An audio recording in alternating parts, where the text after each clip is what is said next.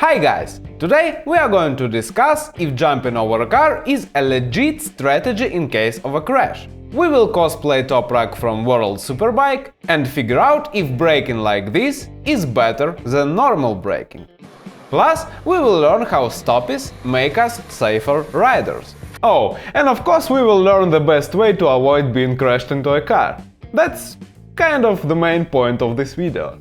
This video is a collaboration with instructor Corey. He pretty much does what I do, instructional videos from recycle riders. If you like my videos, check out his channel too, I'm sure you'll like it. I know, you're going to miss my irresistibly charming Russian accent though. Me and Corey, we decided to make two videos for the same topic at the same time.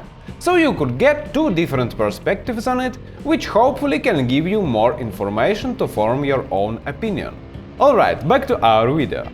Imagine you are riding down a road, enjoying yourself. Life is good. At some point you are approaching an intersection and suddenly a car turns left in front of you. What is your best course of action in this situation? Should you honk your horn? Rev your engine as high as you can? Maybe you should brake? Maybe you should swerve right or left? Or you can do a Spider-Man jump like this guy. If you feel lucky, you may even cover part of your repair costs with video monetization. So many options. And unfortunately, a lot of riders are forced to make this choice every day. About a half of all collisions between bikes and other vehicles is exactly this scenario, when a vehicle turns left in front of a bike. By the way, jumping off the bike may not be even the worst strategy in this situation. After all, if we are not going too fast and the vehicle is low enough, we have a good chance of flying over the bonnet, which is most certainly far better than diving headfirst into a van. Unfortunately, nowadays, there are more higher vehicles on the road like SUVs, vans or pickup trucks, so really, flying over a car is not really the most reliable option. But what about our horn? Or even better, our wonderful straight pipes? We can just twist our throttle as hard as we can, and sure, the path in front of us will be clear, just like that. That would be wonderful! But unfortunately, we have a tiny problem here, a little thing called human reaction time. When we have this guy who turns left in front of us, he obviously doesn't really look upon the road too much. He's probably picking his nose, scratching his butt or watching TikTok, which is most certainly the best social platform in the world, and not a Chinese spying malware. Anything but paying attention to the road situation. In this case, when we start blasting our horn or revving the engine, we shouldn't be too surprised when it takes a few seconds for this guy to wake up, actually notice us and get out of our way. And that's even if he doesn't just freeze in fear, which happens quite a lot. You don't have to believe me, just watch any crash compilation on YouTube. People who honk or rev, they usually just end up crashing. Okay, it's clear that we have to do something more substantial to avoid the crash. How about swerving? Swerving is obviously a legit technique which can be a solution in some situations. For example, we can easily swerve around a pothole or some debris. The main downside in our left-turner situation, however, is that a car is not a pothole, it can move. And we can't really predict its movement. It can turn in front of us and proceed going forward, like in this example. Or it can freeze, like here. So, if we decide to swerve around the car, it'll be like a gamble. We will have to guess where the car goes. Luckily, there is a solution to this problem. Instead of just swerving, we can use a combination of braking and swerving around the car. The main idea here is when we see a car turning in front of us, instead of trying to swerve around it right away, we start braking really hard first and only then decide where we want to swerve, right or left. This way, even if we hit the car, we will do it at much slower speed, which means less damage. And as we are braking, we can see where the car goes and make a better decision how we can swerve around it. That's why this maneuver is usually considered the go-to solution in a scenario like this. And that's why it's being taught in almost any decent riding course. In our King of the Road course, for example, we pretty much dedicate a whole separate week for it. That's how important this maneuver is. By the way, join the King of the Road course. It starts in 2 weeks now. Don't miss it. Number of students is limited, so don't wait until the last moment. Join now! So, how exactly do we perform this wonderful life-saving maneuver? Bad news is that it is not super easy and intuitive. If we try it for the first time during an actual emergency, we will probably fail miserably.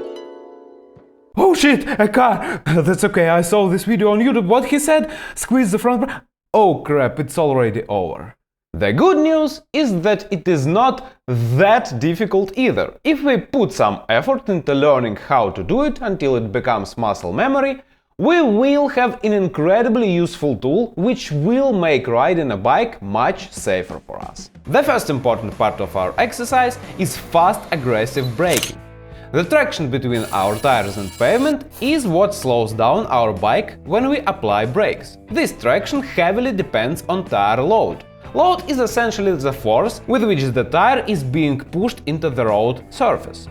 The more the tire is being pushed down, the more the traction, which means we can brake more. And the faster we are braking, the more weight ends up on the front wheel. If we are stopping very fast as we can, it's going to be from 95 to 100% of our bike weight on the front wheel, depending on the style of our bike. We even can try to cosplay Toprak Razgatloğlu, who takes his braking to extreme, making a massive stoppie before each corner. Learning how to make a stoppie not only makes our Instagram page richer, but also gives us a great understanding on how fast and how much we can apply our front brake. On dry pavement, on good tires, our rear brake barely has any significance since under heavy braking, our rear wheel lifts off almost immediately. On longer lower bikes, which don't do stoppies, the rear brake still holds some little significance though, like 5 to 10% of overall stopping power. Still though, the front brake is where the vast majority of our braking power is. If we have to stop our bike fast, we must be able to use our front brake. It is impossible to stop fast without the front brake, so we must become proficient with it. To make a good fast stop, we should use so-called progressive braking, when we are gradually applying more and more force on the front brake lever as the front wheel gets more and more weight on it. As we practice and experiment with our braking from various speed, we eventually will find out that we can apply the front brake pretty fast if we do it in a smooth and progressive manner. At this point, what can possibly go wrong is we can either lock up the front wheel, or we can fly over the handlebars. To prevent the front wheel from locking up, during braking we should keep our arms as loose and relaxed as we only can. Squeezing the tank with our knees and engaging our core muscles helps to remove pressure from our arms. Even under braking, our front wheel keeps tracking and doing little self-steering movements, which stabilizes our bike.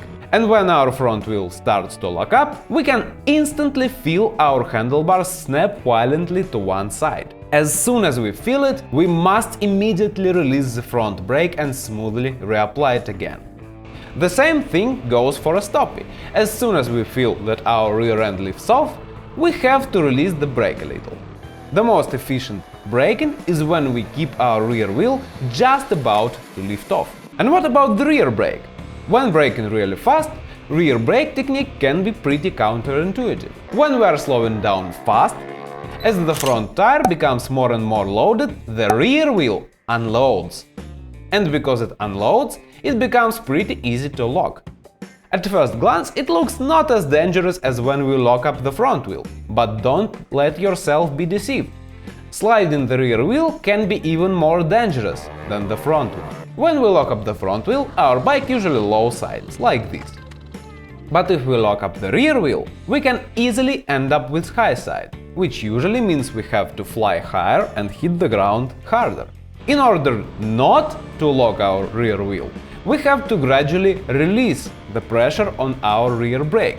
And if our bike is short enough, we can completely release the rear brake after we apply it initially. When our rear tire barely touches the ground, this is the moment of the peak braking at our front brake, and at the same time the moment when we can completely release the rear brake.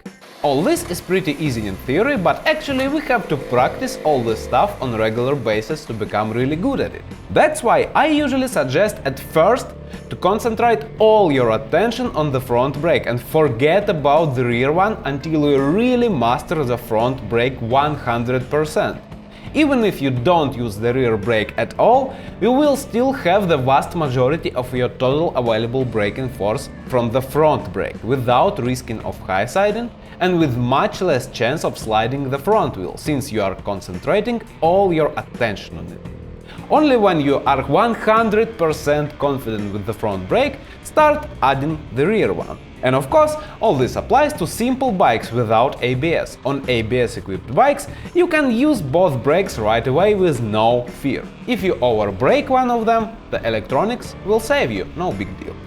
After some practice, when we familiarize ourselves with the front brake, we should be able to start thinking about additional tasks, like downshifting.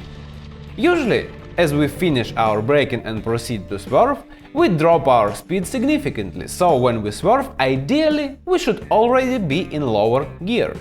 So, when you feel ready, start also downshifting. It is a useful skill to have. And to finish our exercise, once we feel proficient with aggressive braking and downshifting, we go to swerving phase. In our King of the Road course, we usually do the swerve itself at the very end, when we drop the most of our speed off. So, the swerve itself is done like a typical slow speed maneuver in first gear with the friction zone and optional counterbalancing. But we can experiment with it and do a swerve earlier, when the bike has a lot of its momentum left. In this case, we don't need the friction zone and can perform it in second or even in third gear. Regardless, the basic principle will be the same. It revolves around countersteering. If you watched one of my videos on countersteering, you remember that we use countersteering to lean our bike and therefore change its course. And it works the same regardless of speed. So that's precisely what we are going to do. As we are finished our braking, we choose where we want to swerve, left or right, turn our head and watch our line. Then we release the brake and push the handlebars to lean our bike. Then, when we see that we go where we should, we push again into the opposite direction to return our bike back into our lane. As we practice for a while and become more confident, we can release the brake and turn simultaneously, so we don't waste any precious time. At the end, our brake and swerve maneuver should look somewhat like this. A really hard braking with two really fast countersteering inputs at the end. If you master this, you deserve a round of applause. You just learned the most important maneuver for a street motorcycle rider. Now you have far less chance to end up in somebody's window. Subscribe to the King of the Road course if you want me to walk you through all the best training and make you a really safe and confident rider. And also remember to check out Cory's channel. You'll find a lot of good stuff there. On this positive note, it is time to wrap up. Thank you for watching, ride safe and have a wonderful day. Bye!